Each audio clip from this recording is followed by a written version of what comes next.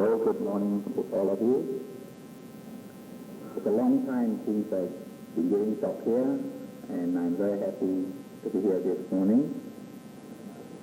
And the talk chosen for me today is not a simple talk. So it's the way to attain sainthood. So how to attain sainthood. So that's not an easy talk either. So you have to bear with me if I go in a bit deeper, pay attention and try to understand. Now, it is not easy to know the way out if we don't have a teacher, a Buddha, because if we just rely on our own intellect, our own knowledge, mostly we become lost. Because we are born with mind and body, born with senses, and we come into contact with the world around us just depending on our senses. And that's how our mind are being conditioned to think, the way we undergo experiences. So if we have a good life, if we are born in a rich family and well-to-do, and we have a lot of things that we want, then we feel happy, then our mind becomes trapped in our senses. Then we say, oh well, I'm tired, I want to sleep. After sleeping, you say, I'm hungry, I want to eat. After eating, you say, I want to go for a show. And after that, you say, hey, that's nice. I'll listen to some music. So our mind becomes trapped in our senses. But then again, if we are trapped in our senses, we cannot see the way out of suffering, right? Then for those who are having not such a good life, well, it's not born, not rich, a lot of problems, a lot of burden. Then on the other hand, if they cannot see the way out, then they do something opposite. They start to steal, start to kill, so that they can enjoy what the other people enjoy. Still they are trapped in this world. So to find a way out, it's not easy to do it ourselves. So we need Sama Buddha, those who have gone out of suffering and to show us the way out. Now, so on this occasion, there are, during the Buddha's time, many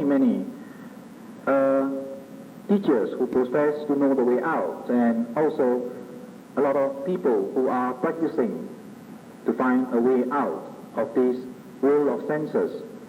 So there's one particular one, Subha, which is the last one to become Sammasambuddha, to become Arahant in the Buddha's time, when the Buddha is alive. So one day he was meditating and see a lot of people going to the Buddha, because the Parinibbana, the last period of the Buddha where he's going to pass away. So he asked, why are you so many people going this way? And they say, oh, the Buddha is passing away, the Parinibbana. So he thought, wow, this is going to be the last chance. Now if I don't see the Buddha, I may regret, because he's still not sure of the way out. So he hurried himself. He's a layman, he's an ascetic, a layman, but he's not a monk, but he's wearing like what we wear. So he headed towards the Buddha place, and Ananda wouldn't want him to disturb the Buddha. He asked, oh, Reverend Ananda, could I see the Buddha? And he said, no, he's passing away. Buddha is very tired. So the Buddha heard. The Buddha said, Ananda, let him in. He's not going to trying to tire me.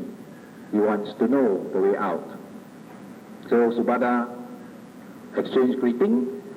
So he still called the Buddha Gautama by name. Still has no respect. So he says, oh Gautama, there are many leaders, there are many teachers. Then during the Buddha's time, contemporaries, there are many teachers. And he says, Purana Kassapa, very famous that time. Makali Gosala, Ajita, Pukuda, Kachayana, Sanjaya, Belati Putra.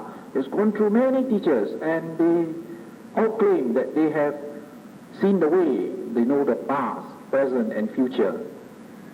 So he was very confused. He said, did some of them know, or some don't know the way? Did some attain, or some not attain? He wants to ask the Buddha, because he's confused. Who is the actual one who knows the way out? And the Buddha knows. Buddha say, oh, Subhada, don't trouble yourself. You're confused. Trouble not yourself whether some have realized or all have realized or not. I shall teach the doctrine to you. Listen. The Buddha asked him, listen and bear it in mind. So this is the last talk given by the Buddha. In whatever dispensation there exists not the Noble Eightfold Path. In whatever, any teachings, there is no Eightfold Path. Neither is there found a first saint, a second saint, a third saint, or an Arhat, full-fledged saint. But as long as there is found the Eightfold Path, there indeed is found the first saint, second, third, and the fourth saint. So even in this time, we can compare others' teachings. There are thousands of teachings even in our time. But are there the Eightfold Path? It is again put into the three sections: Sila, Samadhi, Panya. Sila means morality, Samadhi means concentration, and Panya means wisdom. Are they found, these three sections? Now, if they are found, then it leads to sainthood. But if they are not found, it does not lead to sainthood. And the Buddha says, my age was 29 when I went forth as a seeker after what is good. Now, 50 years gone since I was ordained. Outside this dispensation, there is not a single ascetic who acts even partly in accordance with this realizable doctrine. In other words, the Buddha has left home for 50 years, yet he could not find these in others' teachings. So this is the main point, that sometimes we do not understand enlightenment, and there are some religions who say, hey, yours is not right, mine is right, mine leads to heaven, to thy Father's kingdom, but yours does not mention any Father's kingdom, does not mention any heavens of the kingdoms. So some are very confused, so say, oh, that's true, we only have Eightfold Path, but no thy Father's kingdom, so I better go to thy Father's kingdom, where we live forever, eternal. But Buddhism, the Buddha's teaching does not concentrate on heavens. Buddha taught that there are many, many levels of heavens. Buddha taught the way out of suffering. It goes beyond heaven and hell. So the Eightfold Path, we'll go through the Eightfold Path, Sila. Sila means we have to develop the first Sila, Visuddhi, the first purity. We have the seventh purity here. The first purity of Sila means morality. Now it covers the first three, the first three of the Eightfold Path. So we have the 5 precepts as the base, the 5 bases: right speech, right action, right livelihood. So they comes under the Sila. So this is a base. This is a base where we build up higher to the purity of mind, Chitta Visuddhi. So if we do not have a base, then we are not able to go up higher. It is like building a big house. So Sila is the foundation. Now if you don't have a strong foundation, if you start building up the bricks, then the whole house will fall down because the base is not strong. Now, for those who practice sila only on morality, then we can also, when passing away of this life, we can be born in a good life, perhaps in the heavenly planes.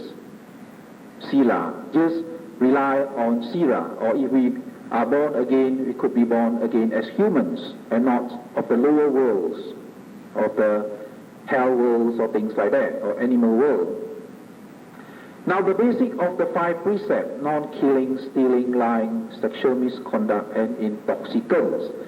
Now it is like, for example, if we do not keep the sila, morality of, say, let's say, right speech, if one does a lot of slandering, a lot of harsh speech, a lot of lying that hurts other people, then it comes back to us.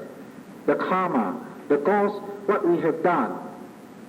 The karma, vipaka, is the resultant of what we have done. So it comes back by way of suffering, where perhaps we have physical pain, like, well, if you scold somebody, he could slap you, or he could hit you, or box you on the nose. So it comes back resultant with physical pain. Or it can comes back to mental pain, mental sufferings, by way of remorsefulness, regrets. Then fear, we could have a lot of fear. If you hurt somebody, we punch him and you say, oh, now, when is he going to punch me back? So when you walk, you look around and see he's around or not. So it comes back with mental torture. So it comes back resultant by way of physical suffering or mental suffering. Now if one were to develop the purity of mind, visuddhi, chitta visuddhi, purity of mind, then one even has to practice more on to the refined state of sila. Refined means that even we abstain from useless talk. There are people who like to talk a lot. They babble all the time, blah, blah, blah, blah, blah, non-stop. So when they go for meditation, they'll find that, when they sit to meditate, the mind also talk a lot inside, non-stop. They see rising, falling, the mind say da da da da da da da da. It keeps on going non-stop. So, in other words, even if they don't do very strong, unwholesome actions, they just say, I talk only, I never hurt anybody, I just talk. I talk about this, talk about that, talk about king and queen and country, my house, my car, my wife, my children, just talk only, don't hurt anybody, very interesting. But then, to develop into the higher state of mental purification, it comes back too, it disturbs the mind. It comes back with a lot of thinking, a lot of discussion and analysis in the mind. Now if one performs the grosser one, of course, it's difficult to go on to the purity of mind. Like being a thief, for example, if one steals, or one kills, for example, or one takes drugs, then one could not meditate. One could not develop purity of mind. Now if one were to take the precepts, and after some time he realized that by taking the precepts, the mind still does not come to the strong tranquility that he wants. Well, a lot of Buddhists take 5 precepts. They don't kill, don't steal, don't lie, sexual misconduct or intoxicant. But again, because of our past karma, past actions that we have done, then there are problems that comes, that we are facing with problems. Then we have a lot of what? We have a lot of mental disturbances, a lot of agitations. If you meet with those resultants, now these are called resultant objects. If we see unpleasant objects, ugly objects, now these are resultant of our past karma. Or we hear unpleasant sound. We don't do anything wrong, but people criticize us. So it's of our past karma. Now these are the resultants of hearing or smelling. Like people who stay near the pigsty, for example. So every morning they wake up, the first thing they smell is what? Dung, pig dung, very bad smell. That's your karma resultant. Then you say, why must you stay near the big star?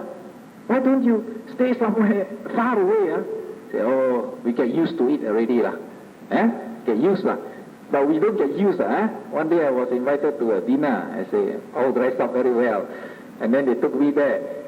Near the big star, you see the big star there. So his daughter get married, and he has the table there, and they order the veggies there. And then when you eat, wow, extra smell. You can smell what is there. The chicken, the prawns, very nice dishes. The only smell you got is the tongue there. Even though it's very clean, they make sure that they clean it very nicely and very clean. But the smell is there. So when you taste, also this smell. So whatever you taste is that smell. So you got to practice very strong meditation. Got to smell, tasting. Very strong meditation. Otherwise you can't eat. So that becomes a resultant karma. So they just cannot get away from it. They don't want to move out, even though they have money. They say, I prefer to stay near so that they see nothing happen to the peak. Okay? So that's their karma resultant. So these are resultant where people becomes very troubled and disturbed. Sometimes they have a lot of anxiety because of their work, things like that. And they realize that I must have calmness of mind. I'm highly disturbed. So they go for the next purification. The second one is Chitta Visuddhi, purification of the mind. Now we have a lot of these objects. A lot of these objects, every time we wake up, then we hear sound, we see objects, we smell, we taste, we take our breakfast, and we touch. We wake up sometimes, wow, we don't have a good sleep. All our body pains and aches, or we sleep in the wrong position, our neck aches. So all these sensations and thoughts, sankhara, mental formation of the past, then we start to think, past, present. And so we start to think, oh, my job, what I'm going to do this morning. I got to be early to beat the queue, things like that. And all these things comes out. So what to do? We must have right concentration. So the Buddha taught us the 40 types of right concentration. If our mind is in the wrong concentration, then we get more agitated, more anxiety builds up, more depression, more mental sufferings. So we must have right concentration, which the Buddha taught us, which is the threefold: right concentration, right mindfulness, and right effort. Now first we go through one by one, we go to right concentration. So the Buddha taught us the 40 types of right concentration. Well, briefly, this concentration leads to calmness of mind. It makes the mind peaceful and calm. So briefly, we have the 10 kasinas, devices to achieve calmness: earth, water, fire, air, then color, then space. Do you want me to go through some examples? Okay, a little bit on that. Now perhaps we go to earth, for example. Earth kasina, earth devices. Now some of them, they take the Buddha image to meditate. Okay, Buddha image. So what they do is they just look at the Buddha image, not stare. Because if you stare, you get strain in your eyes, then tears will come down. Then you have to wear specs. You laugh. That's partly what I've done. When I was very young, I used this kasina. I could see, close my eyes to see the object, and I strain my eyes, and I wear specs when I was 7 years old. So now you see my glasses so thick. So wrong concentration. If you don't know how to practice, then something goes. You get a lot of suffering, side effect. So if you want to meditate, you must know how to do it. So in other words, I do not have a proper teacher when I was young. I do it by myself. So that's due to my past karma. So I start meditating when I was very young. Now by looking at the Buddha image, you don't say, oh, the Buddha got beautiful eye, nose very nice, Indian nose or European nose. No, just the shape, the form. So it looks at the form, close his eyes, then he see a very fine form in the mind. Now you're not to meditate on that. I just give an example only. Yeah? And so in between there, you have a lot of sankhara, a lot of thoughts coming, mental past, mental thinking. Then it comes. Oh, the Buddha is beautiful. Aware, thinking. Then goes back to the thoughts. So until the thinking subsides, the discursive thinking, it comes with the anger and the fear and all these things. Yeah? So the thinking is the problem. When we think, now if we have pleasant object to think, then it is okay. If we think of something pleasant, something like, wow, I strike first prize lottery. Oh, very nice. Something pleasant to think. Oh, I'm going to buy a new car. I have the money now. Oh, that's very nice to think of. But if there's something unpleasant objects, like, last night my boss scolded me. This morning is going to get it more again. Something unpleasant, So when you think of such thoughts, then feeling arises. Now with the thoughts, there is feeling that comes with the thoughts. Now when the unpleasant object is very strong, then it brings out the feeling which is very strong. Feeling of anxiety, feelings of anger. You say, never mind lah, he scold me, I scold him back lah. Most is, well, working certificate, that's all. You don't have a job. Then you think, I don't have a job, my wife and children need me to feed. Then you say, better don't, got to bear it. So then all these thoughts come with feeling, and feeling becomes agitated. And when the feeling becomes strong and agitated, then it influences the thinking, then more thoughts will come. So you see, the thoughts influence builds up the feeling, and when the feeling becomes strong, it pushes the thoughts, and then you see the thinking non-stop. So sometimes when you want to sleep, cannot sleep, because the mind gets agitated. You say, sleep lah, the mind goes on. I don't want to sleep, it goes on. Because the feeling becomes very strong. It doesn't want you to sleep. The feeling activates the mind. It's like when the exam comes near, remember you're a student once, you can't sleep. You're thinking of the answer and the question in your mind. Or your first party when you say, tomorrow bong chak chak, you can't sleep. Because you're excited. Because the feeling there excites the mind, brings up the thoughts. So these has to be stilled in order to get calmness of mind.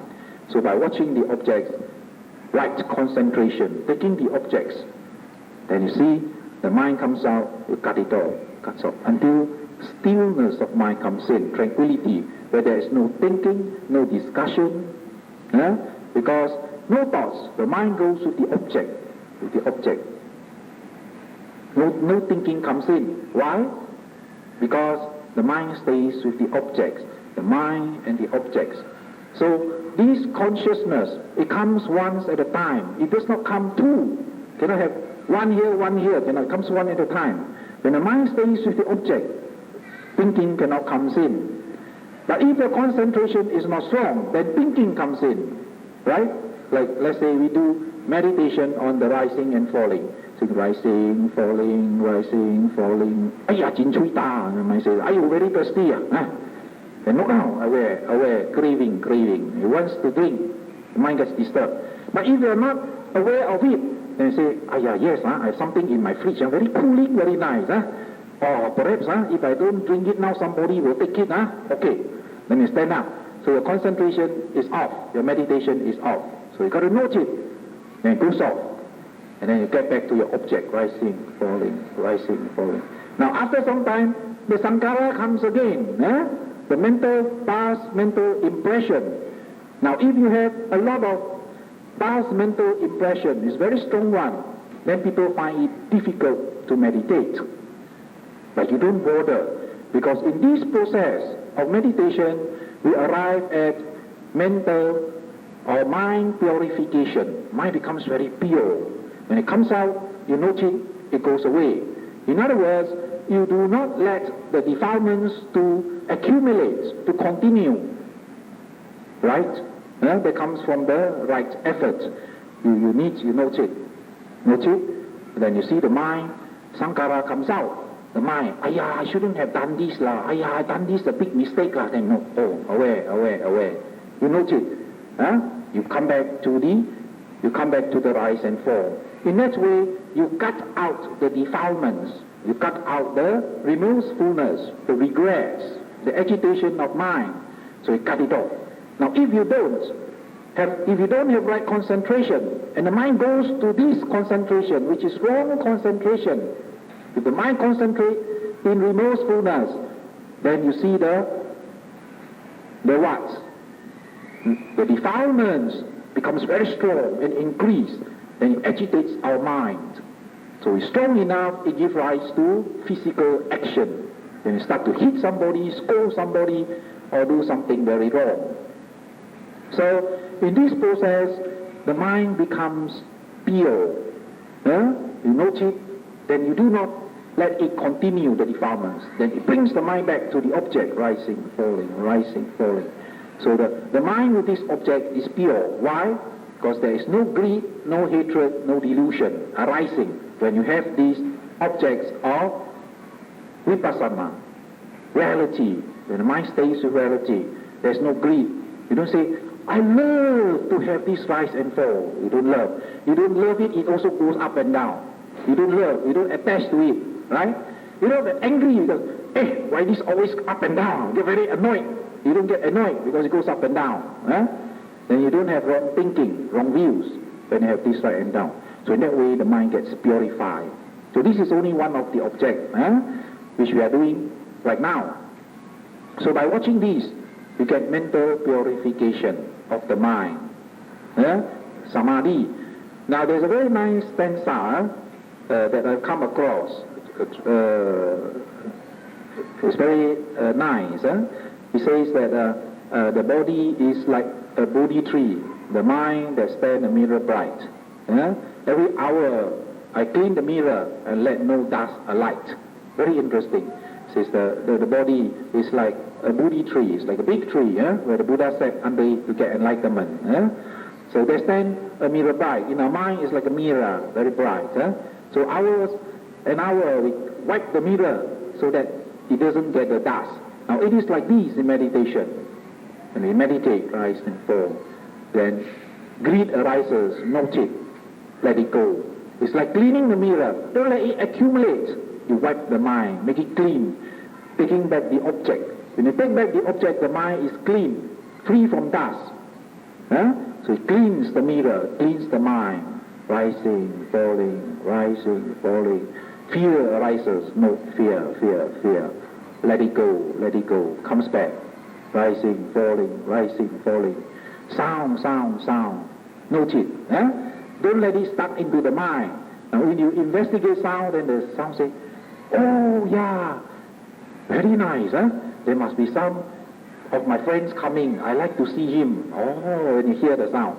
Then you get caught already with defilement of attachment. Then note it. Sound comes back. Now in that way, it cleans the mind. Now if the mind goes into excess concentration, in the deep state of concentration, we call it excess, near to mental absorption, then the 5 hindrances are suppressed. The 5 disturbances that destroy our calmness. Greed, hatred, restlessness, laziness of mind, and worries. Now they're suppressed. So the mind becomes very still and quiet, very strong and tranquil, and very pure. Very, very pure. It is like a mirror without dust. It shines. It's very pure. Okay? So there are other subjects that are taught here by the Buddha. We have the 20 contemplation. You can contemplate about the dead bodies. And then recollection. We can have recollection of the Buddha, Dhamma, Sangha, morality, charity, dana. These are recollections. Recollections, the Buddha, what you do when you chant Itipiso, the virtues of the Buddha, the 9 virtues. It goes through one by one, the virtues. He developed very strong faith. He destroyed fear. This style of meditation is called tranquility meditation. Destroy fear. Some people have a lot of fear. So this subject is very good for meditation, and it is very safe. So it goes through each qualities of the Buddha. Then it develops very strong faith. So Anapanasati, breathing in and out, again is tranquility meditation. And then we have the 4 Brahma Viharas on the practicing of loving kindness, metta, compassion, karuna, upeka, equanimity, mudita, joy, and other people's success. The 4 Brahma Viharas. Then we have again the 4 sati, mindfulness, okay? Breathing, breath, physical body, and calmness. Now these subjects are taught during by the Buddha, the 40 subjects, where it goes on to calmness, right? Now we come to right effort. Just now I have taught something about the right effort. We go through again. Now there are the 4 types of right efforts to prevent unwholesome states that have not arisen from arising. Okay? So in other words, when the watchful mind takes note of the object of meditation, the unwholesome states of consciousness has no chance to arise because the mind is occupied. Now, which I have said just now. In that way, we prevent the unwholesome states of mind from arising. Now, if the mind do not have right concentration, do not have an object, a right object, that if the mind goes to a lot of objects, that creates restlessness or worries. That's why sometimes you have people who are always very worried. You say, "Hello, Mr. Tan, how are you this morning?" "Oh, no good lah, no good lah." Then you see him in another week and you say, "Hello, Mr. Tan, you look fine." "Not fine lah, not fine." A lot of worries. They say, "Ayah, every time you see him, ayah, this lah, like that lah, ayah, like that lah, my son is sick lah, needs education lah, go overseas lah, ayah, my business not so good lah because of the Gulf War lah, this lah, that," non-stop. When this finish, another come. When that finish, another come. Non-stop. A lot of worries, a lot of disturbances, because the mind always dwells on such objects. So when it dwells on such objects, a lot of fear, a lot of restlessness, mental disturbances, which is unwholesome. So we need right effort, like right concentration, right effort. Now if you have right concentration, no effort, also no use. You say, okay, when you meditate, rising, falling, you go to sleep. No effort. Some people sleep very fast. 10 times. 1, 2, 3 times. Wow, like that. Goes down until the forehead touches the floor. You say, time's up, time's up. Oh, how's your meditation? Very good, very good. Sleeping, no effort. He thought there is no disturbances, but actually he's sleeping. So no effort. So it needs effort. Okay? Needs strong effort. Brings it to the object. Means effort. See the object. If you're going to sleep, note. Sleeping, come back. Right? Now we have the second effort here to suppress unwholesome consciousness that have arisen. In other words, those unwholesome states of mind that already arises in our mind. So we suppress it, not allowing unwholesome thoughts from continuing by noting, bringing back to the chosen object. We do not allow it to continue on. So when it continue on, it makes the mind become very strong in the defilements. If you let it continue. I give you an example, like let's say one day you meet somebody and he says, "Hey, look, that Mr. Oh, not Mr. Tan again. I say, "Okay, Mr. Lim." He says that, "Oh, you're like that. You're no good. You cannot be trusted." Hey, the mind starts thinking, "Yeah, Mr. Lim say that. But I never say anything bad about him before. Why he say that about me? Oh, like that. Probably he's jealous lah." Then he start think, "Why he say that? Why he say such thing bad? Then he start to think. So if you start to think, anger arises. The more you think, why? Unwholesome object. So unpleasant object. When the mind stays in that, the feeling comes out. So the feeling becomes slowly very strong.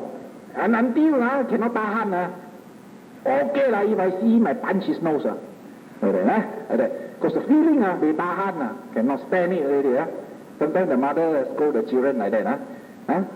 "You better stop, one more time I'm going to slap you." They tahan, cannot stand anymore. the feeling build up already, very irritation, irritated, like that, jump. After half an hour still jumping, gets very irritated. So it builds up. So you got to note it, got to note, aware, got to note. So if you don't note, then it builds up. So you got to suppress, to let it go off. Brings your mind to right concentration. Now then, the third type, to develop wholesome consciousness that have not yet been developed to arise. So if we do not bring out those right concentration to calm our mind, to destroy defilements, then we got to bring this object up into our mind. Now it is very easy. Sometimes people think it's so difficult to meditate. Say, got to wait until got time then meditate, but there always no time. Then he say, wait until I retire then I meditate. But when you retire, cannot meditate because the body a lot of pain. Sit only a lot of pain. Good thing now. Bone is already hard.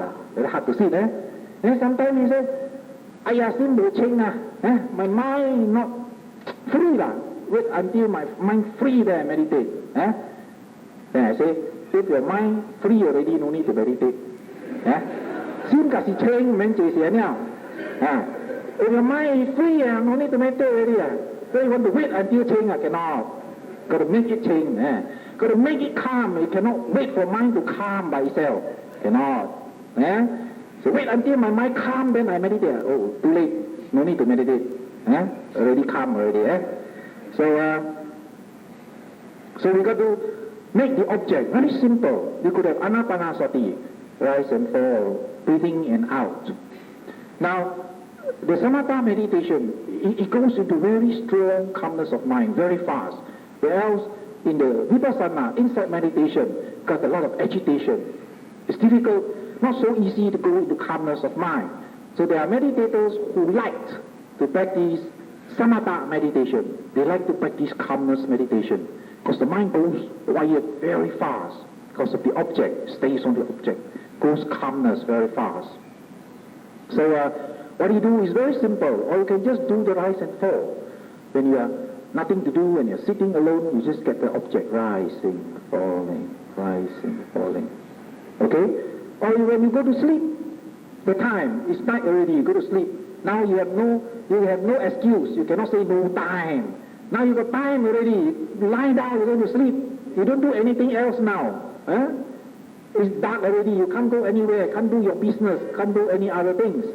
So when you lie down, take your rise and fall, and then go to sleep.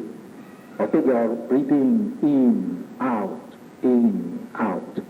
You find difficult. In 1, out 2, in 3, out 4, until 10, then it goes on again. Now in that way, you get purification of mind. The defilements cannot get in. Agitation cannot get in. Fear cannot get in. So in that way, you get, the mind becomes pure, gets the object. So anytime you're free, just take the object. It is called right concentration. Okay? So we come to the fourth one, to maintain wholesome consciousness that have not arisen. Now, to constantly hold on to the meditation object until strong concentration develop. At the stage of excess concentration or proximate concentration, purity of mind is achieved. The 5 hindrances are suppressed. Now, if you're able to maintain these objects, in, out, or rising, falling, able to maintain it until the thoughts subside, until there's no discursive thinking, no analyzing in your mind, no talking in your mind, just the object, rising, falling. There's no greed, no hatred, no restlessness, no sleepiness. Then do it for half an hour, 1 hour, and mind gets very strong, the concentration. Then it goes into excess concentration, next to mental absorption. Sometimes we call it, in Pali, jhana, mental absorption, where the mind goes very calm, very peaceful, very happy, very, very happy. So that is right concentration. We have 3, right concentration, right effort, right mindfulness. So the right mindfulness here, instead of taking samatha object that leads to mental absorption, you can take insight meditation, right mindfulness, where the awareness of mind, body, feeling, and mental object. Now this is more difficult to practice than the other goes to jhana, samatha method. This method leads to calmness. It goes into the last two factors. Panya, wisdom, goes to the last two, right understanding, right thoughts, realization. Now if one only stick with the samatha method, only calmness meditation, when it goes to assess concentration, it penetrates into the mental absorption, jhanas, mental ecstasies. The first jhana, second, third, fourth, fifth jhanas, and then it develops abhinya citta, psychic mental consciousness, where it develops psychic powers. Can go through walls, can recall past life, can go up heaven and hell, well stated in the book.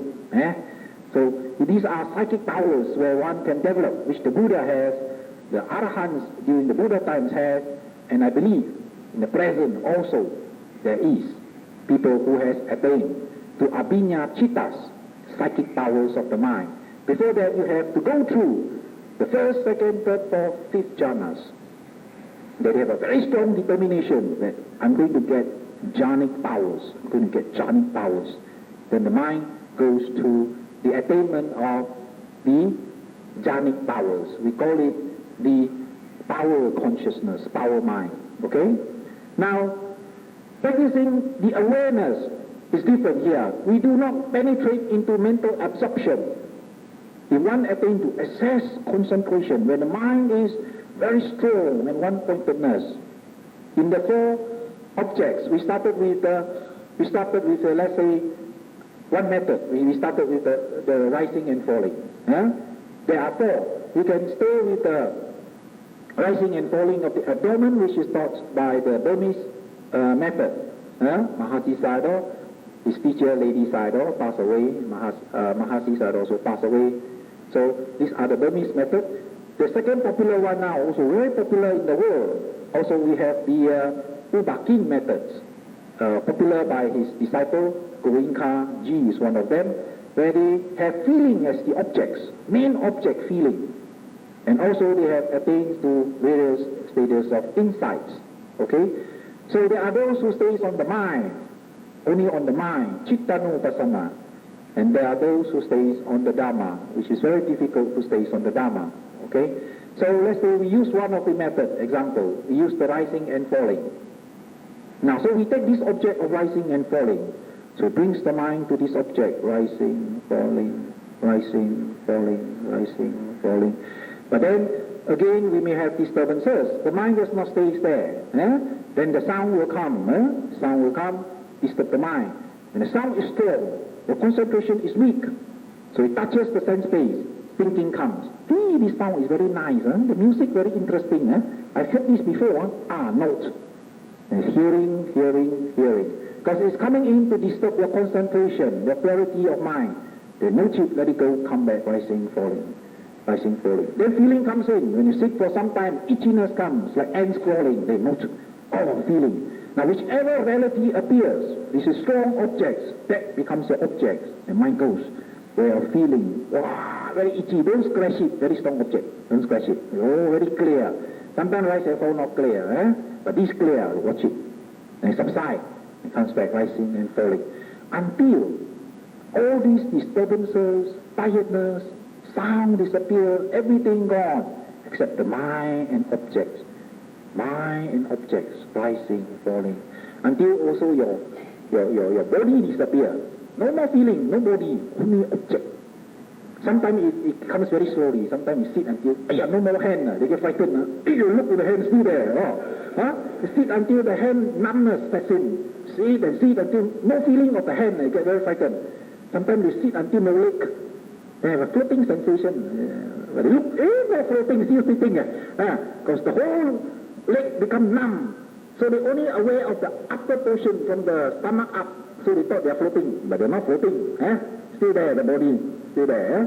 So it goes up until only the head left. The head disappears, only rise and fall. no sound, nothing. That is assess concentration, and the mind goes to this object. There's a friend of mine. He stays in a very short, small flat. So he's a very small hall, very small hall. And in the hall there's furniture, and there's television, and there's tape recorder. He has no place to meditate. So he sits beside the television. And the children sometimes get very irritated, sit there for hours and put on the tape. And the sound becomes very strong. At first he notes the sound, until sound disappears. Imagine that. He can meditate until he cannot hear the sound. Sitting next to the television, he cannot hear the sound. The mind goes into excess concentration. Fantastic, no more sound, just the object. Rising, falling, excess concentration. Become very strong and one-pointedness. So the next step is purity of mind, of views. The next step. Now we're going to the next step. The wisdom factor, sila, samadhi, panya. The wisdom factor, right understanding, right thoughts. It is split up into 5 types of purity. Now step by step towards the enlightenment. Now I'm not going into detail step by step. I just go through them on the surface, and you see the behavior of the mind pattern start to change. From the mind that looks outward to the mind that looks inward, and it goes stage by stage. Now, as I mentioned before, if you do the samatha meditation, it stops there. It goes into mental absorption. And if you pass away with mental absorption, then you're born in the Brahma world, where the lifespan is very long. Very long is the lifespan. Even the first level of heaven is so long already. They have 50 celestial years. And how to calculate celestial years? When the Buddha say, it is 9 million Earth years. The first level of heaven, 9 million Earth years. 9 million, we are only 80 years average now. Okay? We die and born, but we're still there. It is like a human talking to a fly. There's a fly that lives only for 24 hours. They're born, they become grandfather, become father, give a lot of flies coming out, become grandfather, pass away 24 hours. In the morning, the night, choop, die. And the fly talk to the human. Well, how long do you live? I say, well, average human 80 years. So 80 years, I say, but I live 24 hours. Oh, 24 hours, only 1 day. 1 year is 300 over a day. And then 80 years is times 80. Say, ayah, you never die. Life is so long, never die. But we die, 80 years we die. Very fast, we say. Sometimes we want longer.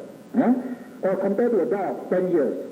So we have 8 times the lifespan of the dog. 10 years. Very old, really die already. Only 6 years, 8 years they die. But we can live 80 years, lifespan. So, Brahma lifespan, very long, okay? So they stay there, and then the karma there, they use up their merits, and they are born again to a lower world. So people who goes to heaven, after some time they come down again. Those who aspire, they do a lot of merits, dana, they keep sila, purity of their precepts, purity of sila, morality. They are born up in the heaven, depending on which level. But after it expires, they come down again. Just like the Brahma world.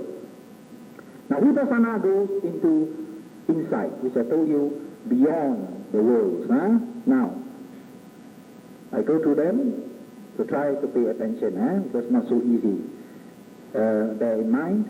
Now the first we have the 7 groups of purity. The first one,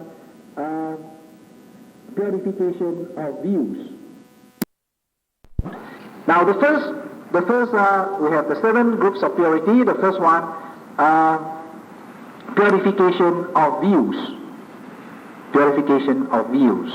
Now we have our views, very strong views that are stuck with us. We have the views of I, me, my, we, they. We always gang up. Say we, they, like that. So we put a borderline. Oh, this is we, this is they. So don't come here. You come here, I get annoyed. So there's a borderline always. And say, I, my, this is my house. You come in, you be a guest. See?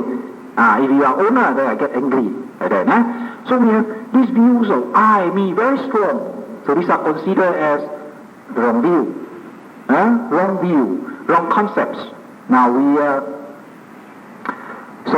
because of this I-ness there, the strong view of I-ness there, then we can perform very strong, unwholesome action. Like we have anger arises. People scold us something, very unwholesome, very bad, unpleasant sound, they scold you. Then you get annoyed when it touches. The sound unpleasant, touch the ear base, and goes to the mind. Then the mind, depending on sankhara, past mental impression, he recognizes, this is no good, he scolds me. So he said, this is no good. And I say, he scolds me. So the concept of I arises. Once, first there's anger there. The concept of I does not arise yet. No concept arises yet. Just anger, get angry. Scold angry. Then I comes in. So I. So depend on how big is the I. If the I is big, wow, then the feeling becomes very strong. Angry becomes very angry. Now if, let's say, the son were to scold the father, he say, you scold me, I'm the father. Oh, very strong. Always father is very strong compared to the child. Sometimes my father say, what yam ka jiru jia bi, I take salt more than you take rice. Oh, very big ego. I. It's sometimes like that. Father very strong ego. Sometimes like that. So when you get very strong ego, then you get very strong pain. Suffering is very intense. But if there are people who don't have the strong I, then they have less. Never mind, let's go. Never mind, So they have less ego, less I. So you see the I there. When I arise, it can be so strong that we can kill somebody, we can still set fire to people's buildings, we can do a lot of very strong, unwholesome action when the I arises, the wrong view. Right? Okay, now. So we have these purification of views. Now this goes into the insight now. We are going into the right understanding, the third part of panya, wisdom. Right knowledge, it is synonymous terms. Right knowledge, insight knowledge, wisdom, understanding. So these are similar terms used, depend on what you use it, where you use it, okay? So, distinguishing nama and rupa with regard to the five sense door. Now, this is the first purification of views that comes in. When you meditate, rise and fall, rising, falling, rising, falling, rising, falling, you meditate. Now, after some time, when all these thinking subside, this sanya, perception, those things that we are accustomed to, where we are used to, all this thinking is subside, no more thinking. Now you see things as they are without the memories. The memories, we look at a certain person and say, oh, he's a good person. They say, oh, he's good because he do this, this, this. He's a bad because he do this, this, this. So it's beautiful because it is like that. These concepts that we are used to because of our surroundings. Like for example, in Africa, they say, if you are long neck, you are beautiful. So the girl will have very long neck, like a giraffe. Sometimes 1 foot long. So when they're young, the mother put the ring around and squeeze it up. Another ring, another ring, another ring, until when they're young, the bone very soft. So if you squeeze it up, become long and long. So when they 1 foot neck, very beautiful. So that's how they consider, when they look at the neck, this girl is beautiful. But if this girl come to Malaysia, oh, you look at that, it's so ugly. Long neck like that, without proportion. So it's the concept, all these sanya, perception that we have gathered in our mind. Just as we gathered all these things in our mind, that we become very confused between what is right and wrong. Now in meditation, all these concepts are cleaned out, put into one corner. So the mind sees things as they are. Only what is here and now, the reality. What is this reality? Reality is what you see now existing. So the mind sees the rise and fall, rise and fall. until all the sensation disappear, only this object. Then we come to excess concentration, the mind becomes very strong, then reality appears. Then he sees nothing but mind and body. Just mind, then not just the body. So the rising and falling is the body. It's the body, it's the air, we call it, the vayu. The body, the four main elements of the body, that makes up the body. Patavi, Apo, Tejo, Vayu. Patavi is the objects of extension, the size, that is the body. Patavi, Apo is the cohesion element that binds our body together. So when we die, this cohesion element becomes weak, then our body becomes splitted up into smaller elements. But it still has the four elements there, the main elements there, but it's splitted up into the smaller one because of the weakness of cohesion. Okay? Tejo is the heat element in our body, warm or cold. So if we have, the element is too hot, we get sick, we get fever. Element too cold, we get cold. So the balancing of element, right? And Vayu is the air in our body. Without air, we die. The body, the air that makes us sit up. Without air, we crumble. It's the air in our body that we sit straight. We walk, we stand. Air. So the breathing, air. Without it, we die. So we call it the air element. So in reality, we don't say I, body. No, we say the element. We watch the element, the reality. So comes the purification of views. He sees the mind and body. What you say, the I, is nothing but the consciousness, noting the rise and fall. So when one touches the first entering into the Panya, this is what we call purification of views. So we come to the purification of overcoming doubts. Now we come to the next purification. Now it goes step by step towards enlightenment. Now the next purification of overcoming doubts. Now he begins to be mindful of the fact that desire is the cause and movement is the effect. He's also mindful of the fact that it's the mind that causes movement to take place. Movement caused by the mind. He's aware of the desire. He's mindful of standing, rising, stepping, bending, and the result. Now because of now I explain a little bit on that. Now when he goes, the mind becomes very strong. Then he goes on to the next purification. When he starts to see that whatever things, movement he does, it's the mind that wants it to do. The mind says standing, then the body stands. Moving, then it goes. Something, the body goes first, then the mind knows. Oh, yeah, the body goes there. Then the mind knows, because he did not see the desire. The desire is very fast, moves very fast. So the movement out, then the mindfulness comes. So he notes the movement first, then the mind. Then he sees the cause and effect of mind and body, the reality. He starts to see that everything has cause and effect. When he thinks he wants to drink, then he goes, take the drink it down. Then the effect of drinking the water comes down the body, and he gets the cooling sensation. Then he sees he wants to stand. Then the mind says once, the body stands. Now we see this cause and effect, cause and effect. Then there is this effect, comes this cause. Now we see very clearly. Now this is not thinking. What I'm talking to you is the theory. But in meditation, it becomes the apparent reality comes very spontaneous, without thinking. You start to think, then it is only the theory part of it, not the experiencing part of it. So he could see the cause and the effect.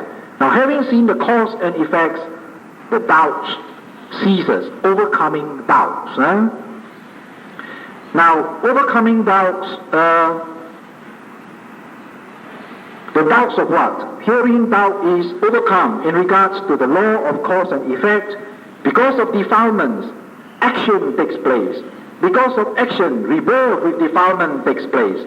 Thus, the vicious circles that taken place in the past, is taking place now, will take place in the future, as long as the defilements are still there, as long as greed, hatred, delusion are still there. Overcoming doubts. Now people who has no insight in the meditation has a lot of doubts. They'll ask you questions like, where are we coming from? What is the first cause? You must tell me the first cause, otherwise I won't accept Buddhism. They must know the first cause. They say, oh, other religion has the first cause, so they believe.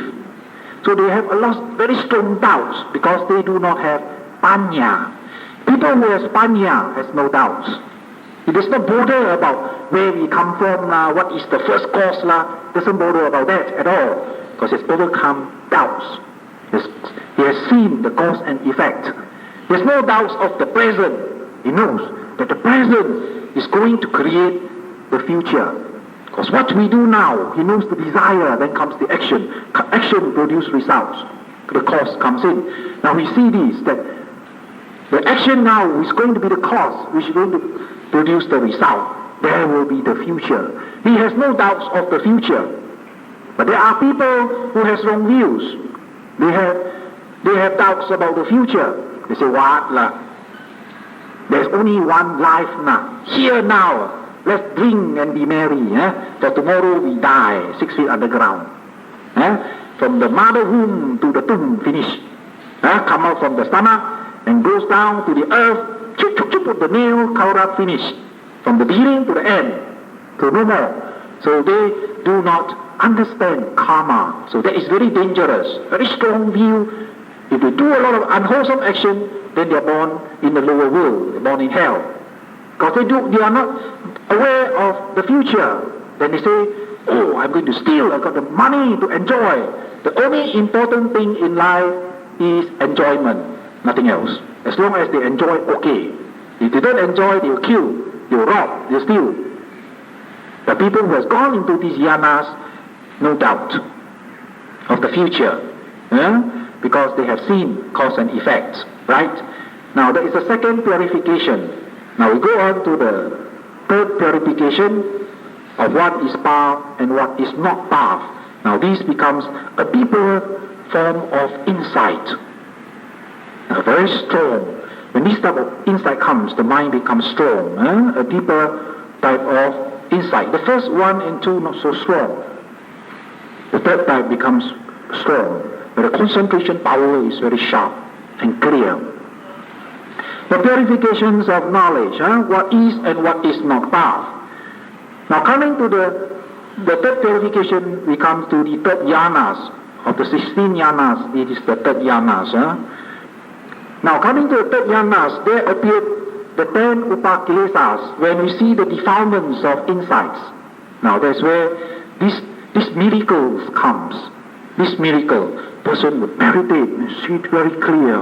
And then suddenly, this miracle comes in. The whole room lit up, sufficient to see one's body. And you see, the room become bright. So they are called upasas, lights. Like as though the rooms had no walls. Then when you come to such state, when the bright is so light, you look and you don't see the walls at all.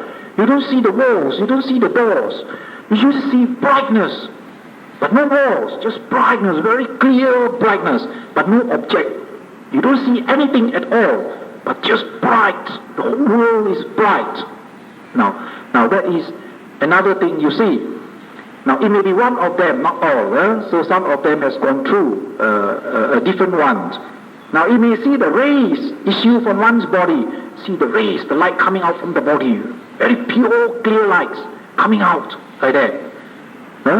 So again you may see the body, rays and body. The rays is not so bright, but the body is the whole body, the lights comes out.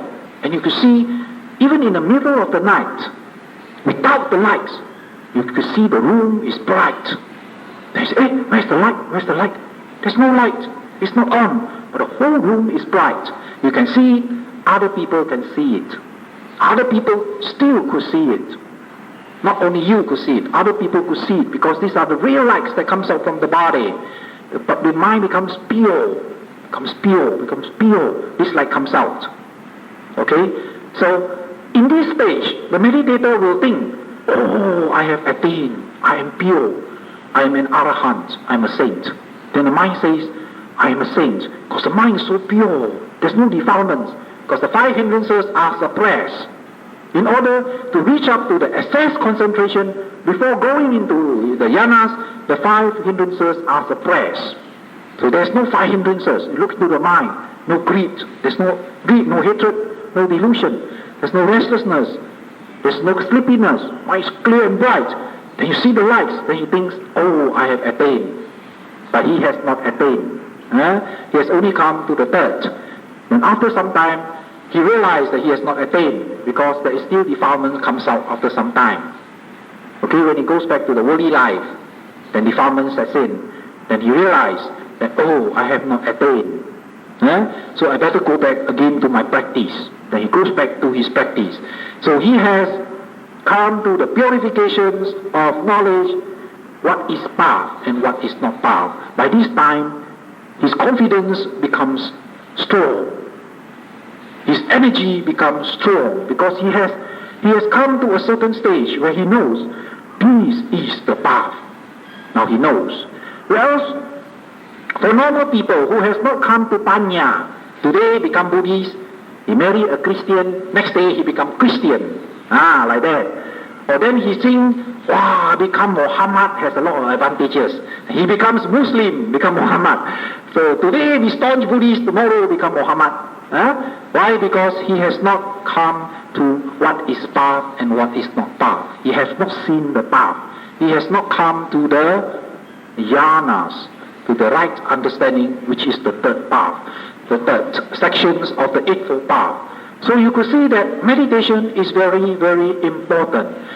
People who call themselves Buddhists by name, or just come to listen to the Dharma, or just practicing the 5 precepts, they can easily become another religion. Or they can also in the next life become another religion. This life they are Buddhists. Next life they become a Muslim, or they become a Sikh religion, or becomes another type of religion. Why? Because morality brings on only to a better life, but it does not detect the wisdom there. It's not strong. So one can become, if you're born in a Christian family, you become a Christian, because the wisdom is not strong. If you're good karma, you're born in a very good place, like America, where you earn good living. But because a lot of Christian there, then you become a Christian. Sometimes I heard about Buddhists, strong Buddhists. They do a lot of good things. They come to the temple all the time.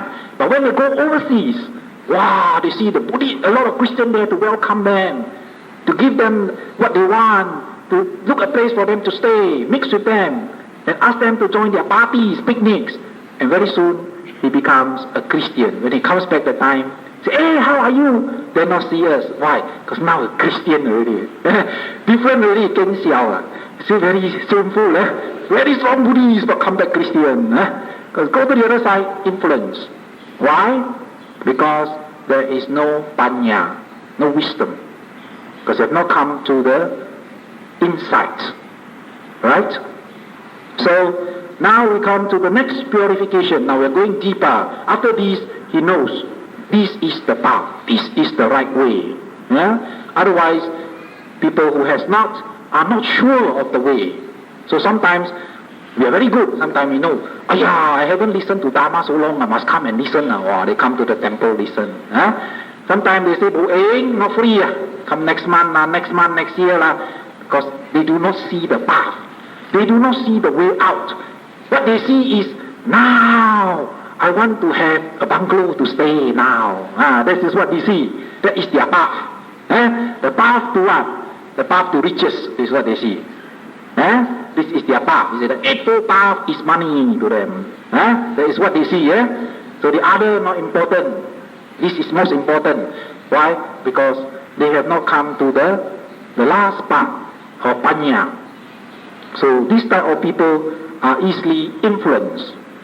Sometimes people say, hey, why he say Buddhists, he do like that? You can't blame, because they have not reached the Panya. Now, we come to the knowledge of insight into progress. Now we go to the progress, which covers up from the 4th insight to the 12th insight. Step by step, you start to see his progress. Now he's going in. Now this is the part which is difficult. This is the part where we're going into realization, going in step by step. So I just go through very, very briefly on the surface. Knowledge of arising and vanishing. You start to see objects arising and disappearing. Dissolution, just seeing the objects ceasing, keep on disappearing. Frightful nature of mind and body, seeing the object keeps on disappearing, then fear arises. Because what he sees as security is no longer security. Right? We see a lot of things as security. We see having money is security. We see having a house is security. Sometimes we think having children is security, because when we grow old, we need children to take care of us. So we see that they are security. Gachami, refuge. They are the refuge. So we see them as a refuge, because we see them as security. And when we grow old, somebody to take care of us. So we see sometimes a lot of things as security, right? Money, we see position as security. We see if we are up on the ladder there, nobody can touch us. So we see all these things as security. But when we come to these yanas, the various state of insight, we see all these things as no security. Fear arises. We see they keep on rising and falling, keeps on disappearing. And if there are things that constantly disappear, where is security? There's no security. If you see that, let's say the children is security, but when you're sick, they take care of you, but you still die. They cannot prevent you from dying. Right? If you die, they cannot prevent you from going to unwholesome state of suffering, unwholesome place, a lower state of birth. They cannot stop you. They cannot say, I'm your son, I bring you to heaven. Cannot. Nobody can do that. So they are, in actual fact, not a refuge. They are, actual fact, not a security. So we say, Buddhang saranang gacchami, Dhammang saranang gacchami, Sanghang saranang gacchami. The real refuge is the Buddha, which is enlightenment. That is the real refuge. The Dharma, the path, which is the real refuge. The insight, the Panya. The insight is the real refuge. Only when you go into the insight, you can escape the path. The Makha, Phala, the Makha, the path, is the real security. The Sangha, the holy stages, first, second, third, fourth, is the real refuge. If you're born as the first stage, you will attain the first stage, and you will not be born in the lower world, not be born in hell, won't be born stupid, won't be born in the other religion, won't be born in a state of intense suffering. No. You escape from all that. You're born as human, born in the Deva world, 7 more lives to go. That's all. So that is the real refuge. So when it comes to this yana, he starts to realize that the world is not a refuge. He cannot depend on them because they are keeping on changing, anicca. And when they keep on changing, it is suffering because you can't hold on to them. You say, now I have $10,000. Oh, I must have 20. Why? Because 10,000 is so little. If I don't build up, it disappears. I spend it all. Then you have $100,000 and you say, oh, 100,000 not enough. It's only buy one house only, not enough for a bungalow. So you need 200,000. Then when you have $1 million, you say, oh, 1 million not enough, very little. I must have land and I must have constant money come in, then I'll be having security. Because these are not security, because it keep on changing. It does not maintain. But if it maintains, then it's security. Then you say, if I have 100,000, but forever I will have 100,000. They say, never mind, I spend, always I got 100,000. But the fact is, we may not have 100,000 all the time, because it changes. If you don't have more, you have less. Right? So it changes. So what changes is suffering. So there is suffering there. We've got to keep on striving to get more. Got to striving to have more. To make sure that we have security, we've got to have a lot of children. We've got to have 6. If one is bad, the second one may be good. The second is bad, the third may be good. So the one lady say, I have 6, but I have 5 bad children. Then I say, what about number 6? She said, 6 is good. I said, enough lah. At least you have one good. Enough. That's what you want, is it? One good to look after you. If the one good look after you, enough. So in other words, they must have a lot so that they have at least one or two good to have security. But again, they are not security. Because it is suffering. To keep on having children is suffering. And anatta, there is no self there. Actually, is the condition for suffering to arise. Condition for suffering to cease. No self. Now then, we go on. He says, there becomes a disgust. Then he sees that, this is no refuge. The world is no refuge. Then there is a disgust towards the things of the world. Otherwise, normally we like to have things of the world. We like to see nice things. We like to hear nice music. After that, we say we like to have good food. Then we say we like to have Dhamma pillow, very soft and nice. So we keep on going after objects of sense pleasure. Why? Because we see them as very nice and pleasant. We see all these things are very nice, that they are sukha, that these things are very pleasant to our sight. Things we hear, nice things, smell, taste, touch, very nice things, think nice things. These are all very pleasant, very dear to us. We like them very much. We hold on to them. It's a very nice, pleasant thing. So we see unpleasant as pleasant. We see change as permanent. We see all these things as permanent. That's why we keep on accumulating all these things when they are impermanent. And we see non-self as self. See the I there. I must have this. I must have that. My family must have this, must have that. So in this case, he sees them as changing, as suffering. Now the three characteristics becomes clear at this point. Becomes clear. He could see them clearly. When he hears sound, he could see the impermanence of sound. He can see it splits into small pieces, not one mass. When he sees things as pleasant, he could see the unpleasantness of things. Things he sees pleasant becomes unpleasant. He could see reality, could see things as they are. He could see that it's changing. He could see the unpleasantness of objects.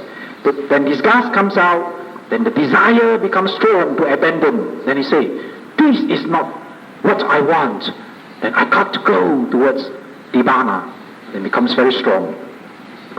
Then from there he keeps on practicing very hard. Effort becomes very strong. Then he touches to equanimity of mind, sankhara upekha. The mind becomes equanimity. He could see these objects of change, and yet the mind is not affected. He could see suffering, and yet the mind not affected. He could see pleasant sound, people praising, and yet he is not happy. He could see people scolding, and yet he is not happy or unhappy. He could see this object as changing. See, non-impermanent. This thing changes. Sometimes I got praise, sometimes I got scolding. Sometimes I got nice food, sometimes I got not nice food. He could see, sometimes my body feels very pleasant, sometimes I feel a lot of pain. I could see all these objects very clearly of the three characteristics, and the mind becomes very calm and peaceful, and yet there's no like, no dislike.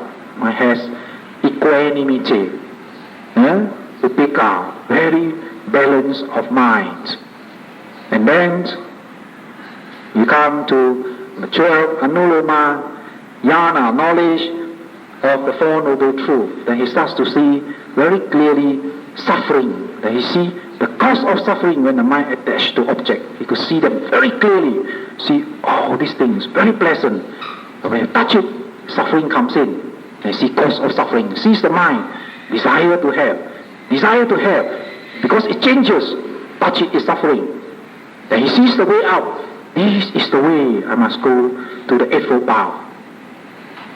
So anuloma, the mind change. Mind becomes ready towards enlightenment. Now I give you a simile of a fisherman. He throw his net and he catch the fish. And say, I've got a fish. He's become very happy. And put his hand into the net and he catch the fish and bring it up. But when he bring it up, he saw a snake, a viper. Then look, it's a snake.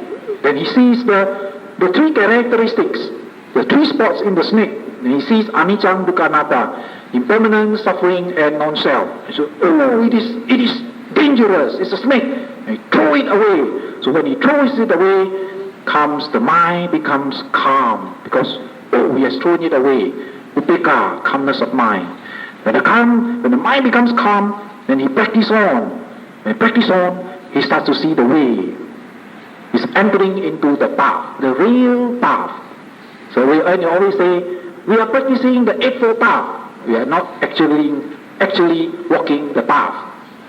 The actual walking the path is the Magga, the Phala, the path and the fusion, which is the Yanas. Now we come to the last part of it. What time am I supposed to stop?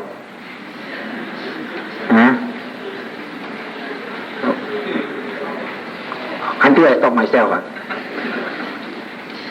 Well, just a minute. I'm getting thirsty. The Yanas is very thirsty.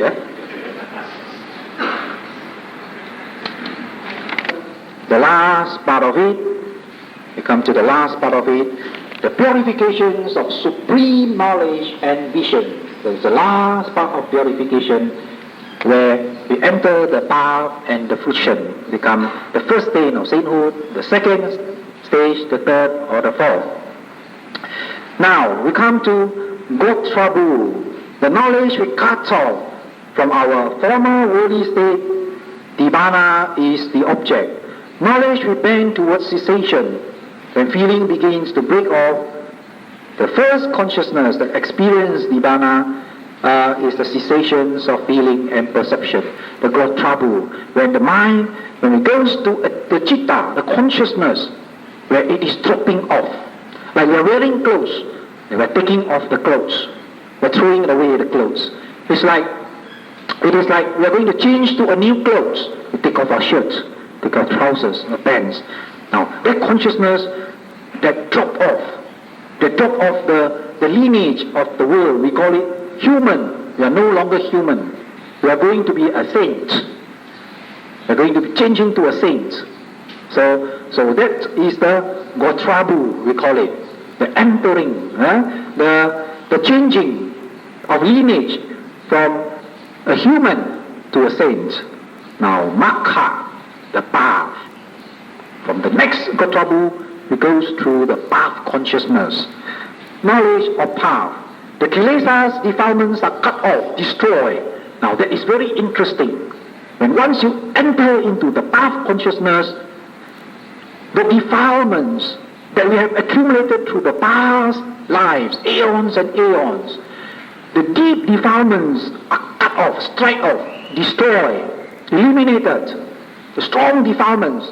Now, as long as we have not entered the path, we have very strong defilements. Now we are good. But if something happens, we may kill somebody because we have not attained the path. Because the defilement, the gross defilements has not been cut off. So it comes out. In Pali we say anusaya, strong defilements. The roots, very strong, big roots, greed, hatred, delusion. Anusaya, very strong. So now it's okay, we won't kill anybody. If somebody were to kill our loved one, then we take a knife and poke him because of the anusaya, because we have not entered the path. But once we've entered the path, no, we will never kill another person because the gross one is finished. They catch hold of the knife, the whole hand shakes. They cannot do it. They cannot kill another person. We cannot, because the morality becomes very, very strong. Okay? So they cut off. So they are no longer, the karma is not strong, cannot pull it to the suffering world already, because they have cut off the gross one, the gross karma. Now knowledge, the wrong view of self and soul is cut off. Because when you enter the path, there is no more wrong view of the self. The self or the soul, the permanent soul is cut off. The wrong views. Now, doubts of Eightfold Path is cut off. When they enter into Magga, they have no doubts of the path because they have seen the door. The next step is the room. So there's no doubt that there is the door leading to the room. So there's no doubt of the Eightfold Path, right? And attachment to rights and rituals are cut off. So this is the path. After the path comes the fruition. The fruition, the realization, the fruition. That means to say they have entered into the room. The realization, the palayana, the fruition, 2 or 3 times. The path consciousness only 1. Realization 2 or 3 times, depending on the strength of the concentration. It could have pop, realization, nibbana, cessation of feelings and perception. It is like a meditator meditating the rise and fall. Rising, falling, become very strong, then goes through the stages, become very strong and goes through the stages, and then suddenly he could see every movement of the rise and fall. We could see rising, falling, but he could see millions movement, very point by point, because so sharp is the mindfulness, and he could see the mind and the movement together, rising, ceasing together. Then the momentum becomes very fast because the rising is millions of movements, so very, very fast, the mind accelerates very fast. And then it comes to a moment, pop, it is like a room, light, suddenly no lights, because there's no perception, no feeling at all. So that is the realization. That is the moments of realization, the pala realization. And then after that, he wakes up, which is the 16 ayanas. Well, this is from the commentaries, okay? This is from commentaries, Now, these commentaries you can find in Milinda Panha, Milinda Panha, commentaries of realization. And then we have, after that, then we have the recollection, knowledge, Pachavekayana, the recollection. After that, you start to hear sound. After that, the consciousness comes back again, can hear sound. Sound comes in, then you know, sound. Because cessation of, sometimes the book says, cessation of mind and body. Actually, cessation of perception and feeling, no perception at all. He says, am I sleeping? Then he wakes up, then he recollects, okay? He hears the sound, then he recollects, I have attained a fantastic experience, the recollections. It comes, So it comes in various ways, depend on individual. So I'll go through some of them. Now, so he could come back and he says, so this is the path I have come by. In other words, he says, this rising and falling. After that, he has got the nibbana. So this is the way that he recollects. Or then he may recollect, this is the blessing I've obtained. Because then the mind, he knows that he has cut off defilements. He knows. His mind become light. Then he knows he has cut off defilements. He knows, this is the way I have attained it. Or he says that he recollects the defilements still remaining. Then he says, then he watch his kilesas, defilements. And he sees that his greed, his hatred, his delusions, in other words, his greed and hatred is not strong. It's not as strong as before. He sees things that, I still have defilement in me. Still they are not cut off. Then he recollects. He recollects the state that have been penetrated by me, reflections of nibbana, his experience. Then he goes through his experience. His mind goes like that. Then what happened? Accelerate, and then suddenly he blanks off. Then suddenly, now he hears sound. Then he goes through his experience, past experience. Sometimes, at once a meditator will know, I have attained nibbana. I have attained cessation of suffering. So he will know. So depending on how strong is the meditator, sometimes they attain sotapan and they stop. Sometimes because of the parami is very strong, then they go 1, 2, 3, 4 becomes arahant, like that, all 4 is there. Sometimes they only get 1 or 2, then they stop. So it goes like that. The process goes on. But the second stage does not go through the namarupa and the lower stage. They go on from the third stage and up. For the higher sainthood, they do not go back to the beginning again. They go up from the other side, up.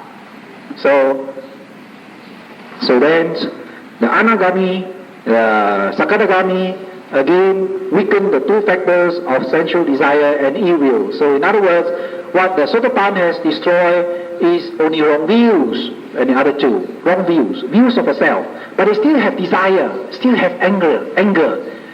But I have mentioned before, the desire and the anger is not strong enough to kill somebody or to steal. Not strong enough to do that. But they still have. So they still get married, they still have children. They still have desire, they still have sexual desire, they still have. But they cannot commit adultery, they cannot have sexual misconduct, they cannot have that. Okay? So then the Anagami, we come to the Sakadagami, it weakens the two factors of sensual desire and hatred. When you attain the second stage, these two again is weakened and have very subtle type of desires, not the gross type. And then the Anagami, third stage, destroy attachment, the gross sensual attachment and the hatred. But he still has clinging to the higher worlds. He still wants to be born as a Brahma. Still wants to be born as the Brahma. He's pure, he likes that. To be born in the pure abodes, he likes that. Then he says, he still has pride. He says, oh, I have attained, I'm a saint. He still has pride there. But not the pride that we have, very gross one. This is a very subtle type. It is like the flower in the drawer. You take out the flower, and still the perfume is there in the drawer. It still smells nice, even though the flower is taken out. It's very subtle type of pride. But our pride is very strong. Very strong pride. Then it destroys restlessness, and finally it destroys the Arahant. Now we come to the Arahant stage. The Arahant finally destroy the remaining five factors, attachment to form dreams and formless dreams, because the Anagami is still attached. So Arahant, it destroyed that, destroy restlessness. The mind no longer is restlessness. Now we have a lot of restlessness, our mind. We've got to think what to do tomorrow, what to buy and sell, what to collect, what to eat, what to do to get promotion, how to gain money, how to make money, produce money, how this and that. We get a lot of restlessness, the mind. But Arahant, no, the mind stays. No running away, objects of reality. It touches, he notes, he thinks. All wholesomeness, no longer unwholesome, because the root is destroyed. The roots of ignorance, craving, hatred, they are destroyed. So what remains are only wholesome states of mind that arise. Pride is destroyed. Finally, pride is destroyed. So we come to the last part of it. There are four types of people in this world.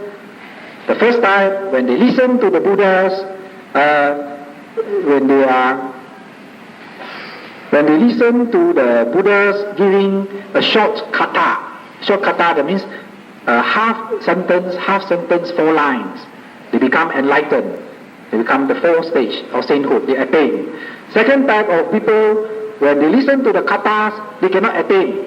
But when the Buddha analyze further, give discourses, then they attain. Now the third type of people, even when you listen to the Buddha, also cannot attain. Read the Dhamma, also cannot attain. Only when they go into vipassana practices, meditation, intensively, then they can attain to the four paths, either one or four. And lastly, the fourth type, they struggle very hard, but they cannot attain in this life, but they can get into the panya, the jhanas, insight knowledge. They can attain any one of these knowledge, but they cannot enter into the makha phala, the purity, the purity of path and fruition. Cannot go into it, but only in the next following lives, or next life, further lives, can they attain to sainthood. So, the way to sainthood